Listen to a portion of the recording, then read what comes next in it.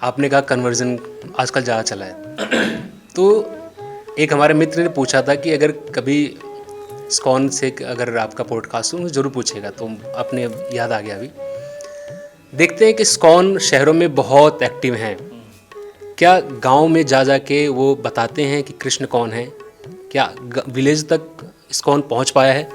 तो मैंने कई अपने जो जहां मेरा गांव है गोरखपुर रहने वाले, वहां मैंने सिर्फ एक मंदिर देखा है वहां पे, लेकिन गांव तक मैंने नहीं देखा कि वहां तक जाके भगवान की बातें बता रहे हों, समझा रहे हों कृष्ण कौन है, जैसे बाकी सब जाते हैं। तो मुझे लगता है कि सबसे बड़ा जो कॉन्सेप्ट है ये चेंज करने का, लोगों को माइंड को डाइवर्ट करने का, वो यही कि लोग पढ़ नहीं रहे और वहाँ पे कोई जा नहीं रहा बताने के लिए, या पहले जो उनके पूर्वज करते आ रहे थे, कथा सुनते थे, पूजा पाठ करवाते थे, अब वो सारा बंद हो चुका है। तो इस्कॉन अपने लेवल पे उन विलेजेस के लिए क्या कर रहा है कि उनको अब जो उनका पूरा माइंड बिल्कुल ब्लैंक हो चुका है, उनको बताया कि भगवान आपके ये हैं, आप इनको पढ़िए, इनको जानिए। इस्कॉन अपने लेवल पे कार्य कर रहा है। हमारे पास जितने भी वॉलंटियर्स हैं उनको हम इंगेज कर रहे हैं, तो जिम्मेदारी सबकी बनती है ना, केवल इस्कॉन की नहीं बनती है ना। इस्कॉन तो अपने लेवल पे कार्य कर रहा है, जहाँ एटलीस्ट पहुँच पा रहे हैं वहाँ पर पहुँच रहे हैं। जितना हमारे पास मैन पावर है, जितने वॉलंटियर, अब हम किसी को सैलरी बेसिस पर तो रखते नहीं हैं। I am not on a salary basis. मैं अपना इंजीनियरिंग का जॉब छोड़ करके, अपनी नौकरी छोड़ करके, परिवार छोड़ करके मैं आया हूँ एज अ वॉलंटरी बेसिस। हम वॉलंटियर हैं इस्कॉन में, है कि नहीं। हमें कोई पैसा नहीं दिया जाता, सैलरी पे हम नहीं हैं, तो हम सैलरी पे किसी से रखते नहीं हैं, हम तो सेवा के बेसिस पे सबको रखते हैं। तो आप क्यों नहीं आगे आ रहे हैं? आप आइए, हम आपको गांव में लेकर के चलेंगे। हमें वॉलंटियर्स की आवश्यकता है। तो जो भी इस वीडियो को देख रहे हैं, जिनके मन में बहुत करुणा है गांव वालों के लिए कि हमें गांव में जाना चाहिए, लोगों को प्रचार करना चाहिए, गीता बांटना चाहिए, लोगों को समझाना चाहिए, आप आइए हमारे साथ। मेरा नंबर नीचे लिंक में दिया हुआ है, आप मुझे संपर्क करिए, मैं आपको लेके चलूंगा गाँव में।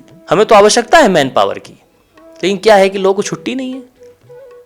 प्रभु जी ऑफिस है हमारा, प्रभु जी बिजनेस है हमारा, प्रभु जी हम बहुत बिजी हैं जीवन में, लेकिन धर्म कैसे वृद्धि होगा ये आपकी जिम्मेदारी है प्रभु जी, आपको करना पड़ेगा। अरे हम तो अपनी जिम्मेदारी निभा रहे हैं भाई, आप क्या कर रहे हो?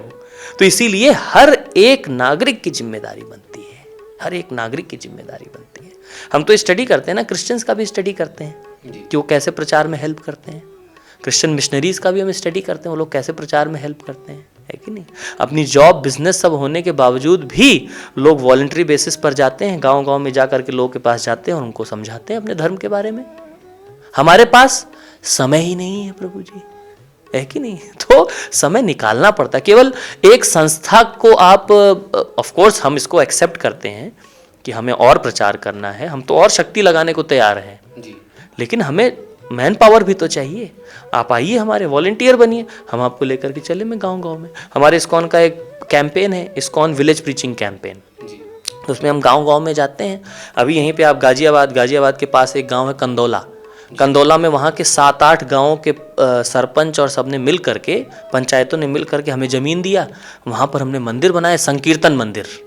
और उससे बहुत बढ़िया संकीर्तन होता है, डेली कथा होती है, लोग आते हैं, जुड़ते हैं। हर महीने हम एक बहुत बड़ा पंडाल प्रोग्राम करते हैं, उसमें हजारों लोग आते हैं, फ्री में प्रसाद बांटते हैं, फ्री में गीता करते हैं। तो जो जहाँ हम पहुँच रहे हैं, लोग सहयोग करने को भी तैयार हैं, लेकिन हमें टीम चाहिए ना, हमें वॉलंटियर्स चाहिए जो आएँ और हमारे साथ जुड़ें और गाँव गाँव में जा कर के प्रचार करें। हम तो तैयार हैं लोगों को लेकर के जाने के लिए।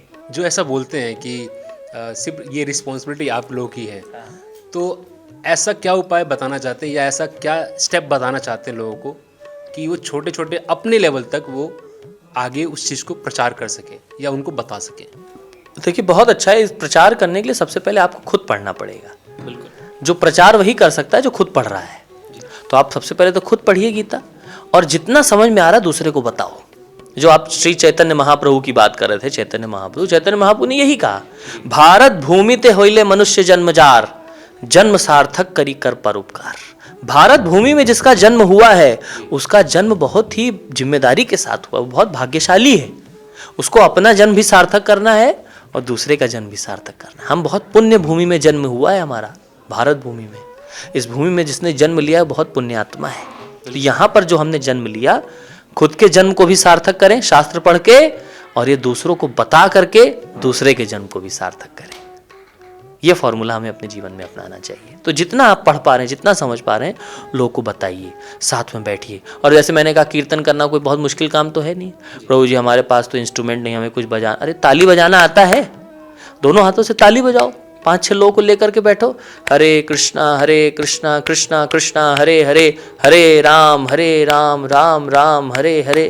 कितना आसान है, तो बहुत आसान है ये। हम आपको गाइड करेंगे कैसे आपको करना है। तो इसलिए इसको कार्य को, बट हमारे अंदर एक जज्बा होना चाहिए कि हमें बढ़ाना है, लोगों को बताना है, लोगों को ज्ञान देना है, तो हम इसको फिर कर पाएंगे बहुत आसानी से।